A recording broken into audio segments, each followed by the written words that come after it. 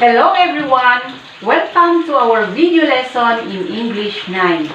I am your teacher Melo Dea Baccay, and today I will be sharing another topic that is on using second conditionals in expressing arguments.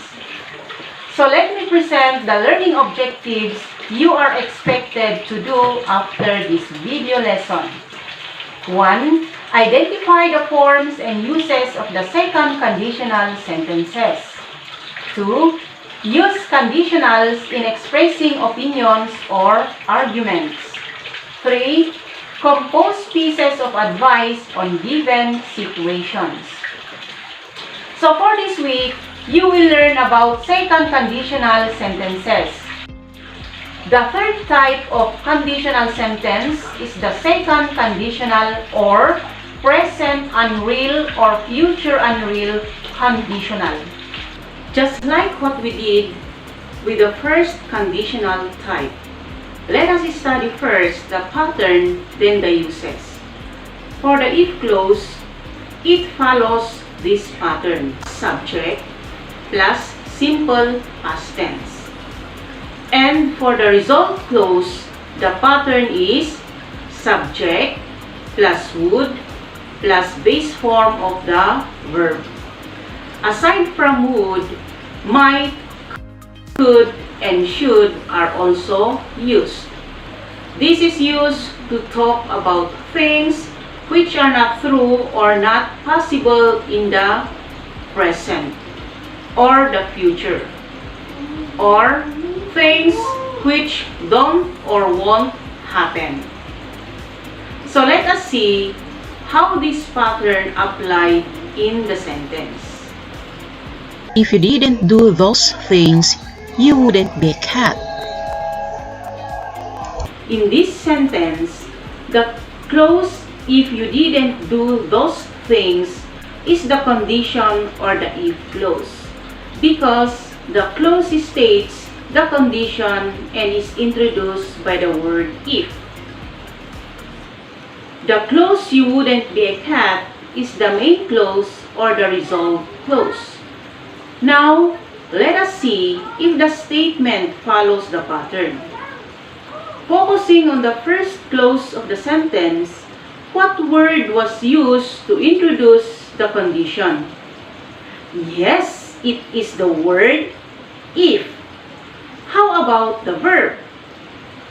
Does the verb used follow the simple past?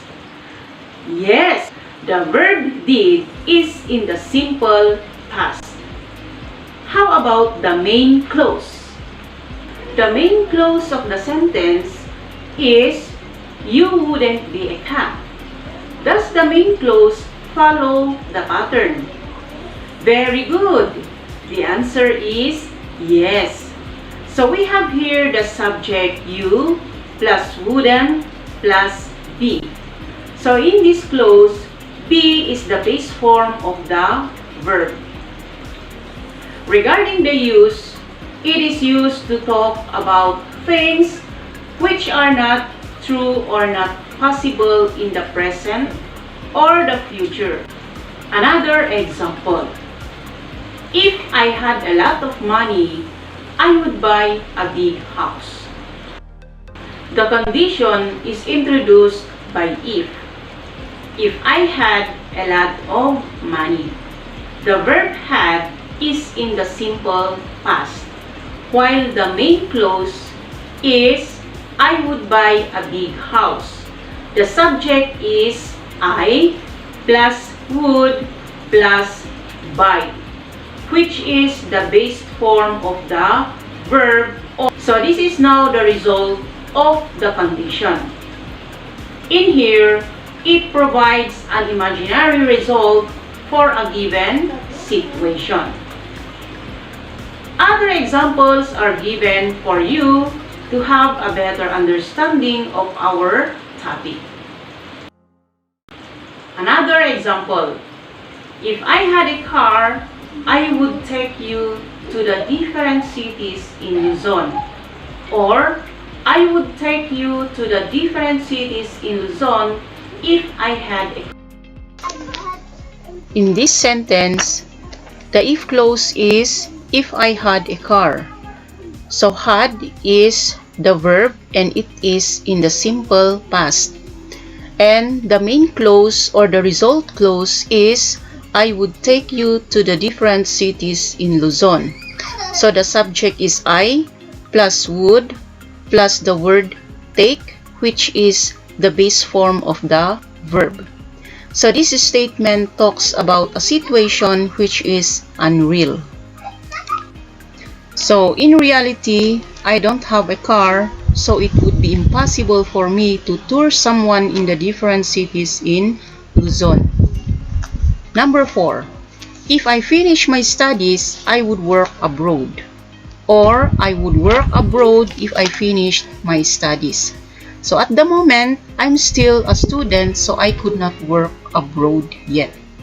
So the if clause in this sentence is if I finished my studies.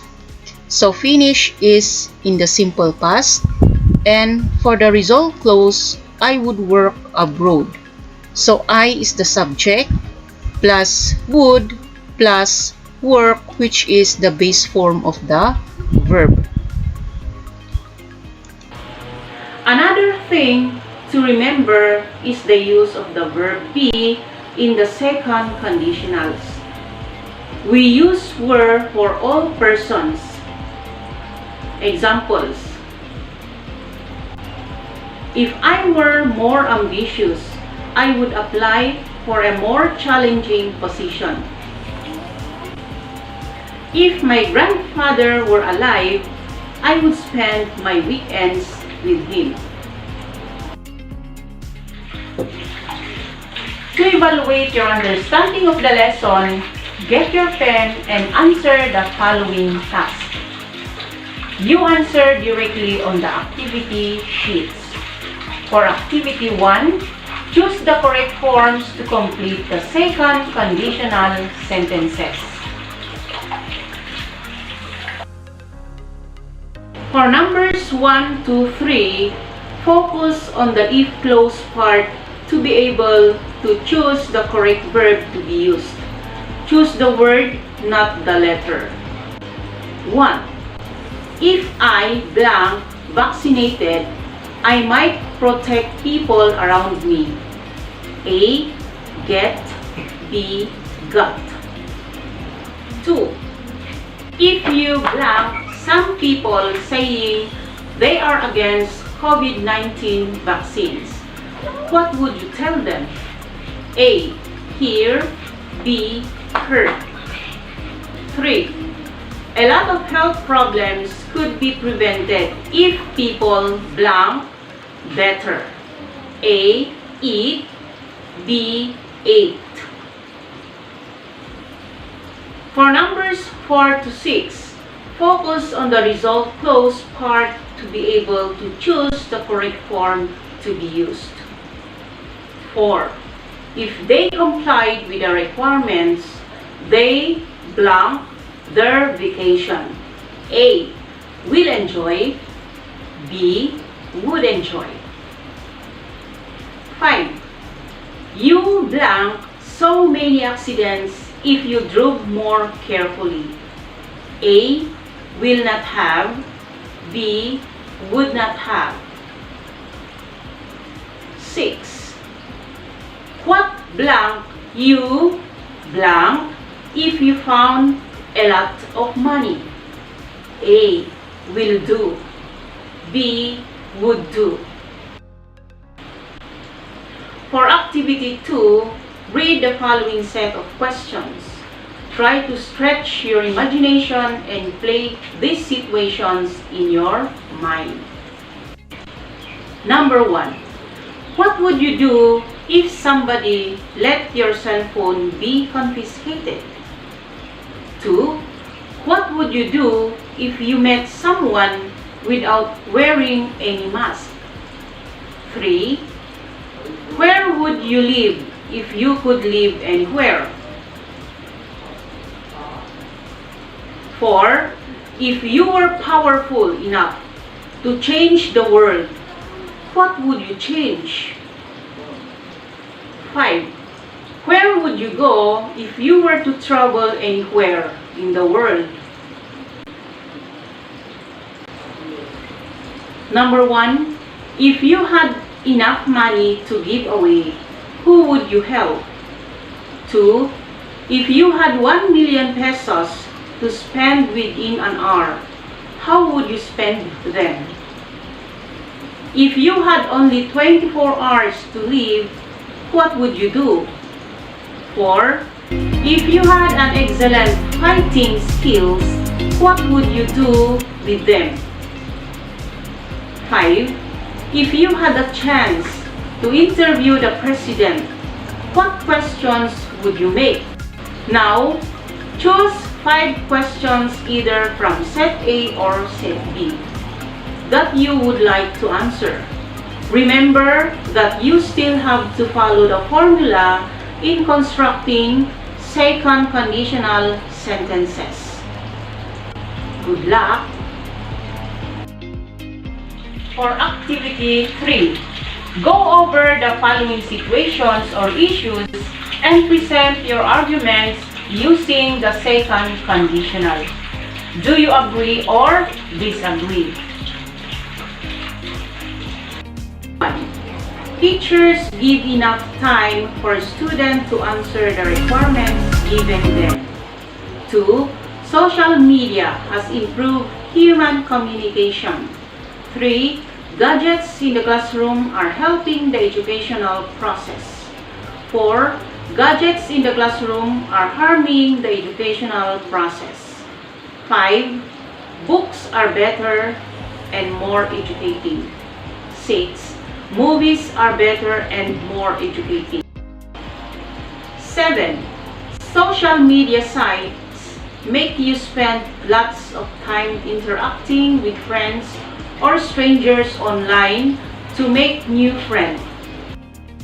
Make your own commentary on the 3 of the issues above. Write at least 1 result close.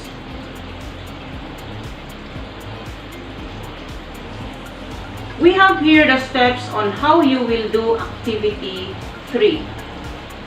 Step 1. Choose what situation or issue you would like to talk about. Now you choose 3 issues from 1 to 7 you want to work on. Do not forget to follow the steps. So example, you write the issue you choose and then you write the second conditional sentence. For the reflection, you're going to work on the 3, 2, 1 exit sleep. So, that ends our discussion for today. So, good luck and God bless.